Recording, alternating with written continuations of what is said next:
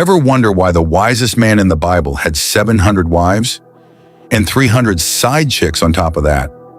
Was Solomon just wild, or was there something deeper going on? Today we're breaking it all down. No fancy talk, just real answers. You're gonna want to hear this.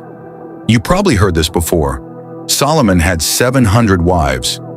And not just that, 300 concubines too. Like, bro, what was going on? Was he just the biggest player in history or what? Okay, so first thing you gotta know, back then, kings didn't just marry because they liked a girl's smile. Marriage was like making deals. You marry the Egyptian king's daughter? Boom, no war with Egypt. You marry the princess from another kingdom? Boom, now that kingdom's your homie too. It's like building a huge business network, but instead of shaking hands, you're marrying daughters. So Solomon was stacking up wives not just for fun, but to lock in peace and power across all the nations around him. King Solomon loved many foreign women. Even though God said, don't marry them, they'll turn your heart away. But Solomon loved them anyway. Here's the thing though, God wasn't being a hater. He wasn't saying don't marry foreign girls just to be mean. He was warning Solomon, they're going to bring their own gods, their own idols, their own ways, and your heart's going to get pulled away from me. And guess what? That's exactly what happened. These women weren't just moving into the palace. They were moving their gods in too. Statues, idols, different religions, and Solomon, the wisest king alive, started building temples for these fake gods just to keep his wives happy. Deuteronomy 17 verse 17.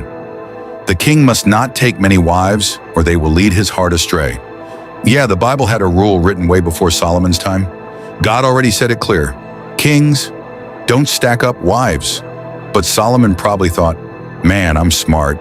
I can handle it. But listen, no matter how smart you are, you ain't smarter than God. And when God tells you not to do something, it's not because he's trying to ruin your fun, it's because he's trying to protect you. Now check this. Solomon's heart started drifting. He stopped following God fully. He started getting soft toward idols and fake gods because he didn't want to upset his wives. And at the end of his life, he wasn't that shining king he used to be. His kingdom ended up breaking apart after he died, all because he didn't listen. So why did Solomon have 700 wives and 300 concubines? 1. Politics, right, to make alliances. 2. Pride, thinking he could handle it all. 3. Disobedience, ignoring God's warning. And it all led to his downfall. Look, maybe we don't have 700 wives, but the lesson is still real today.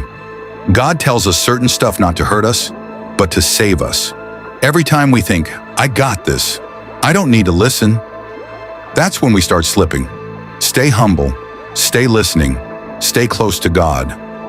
Or you might end up like Solomon, with 1,000 friends and a heart that's lost. All right, that's it. Drop a like, hit subscribe, and I'll see you in the next one. Stay wise, stay strong.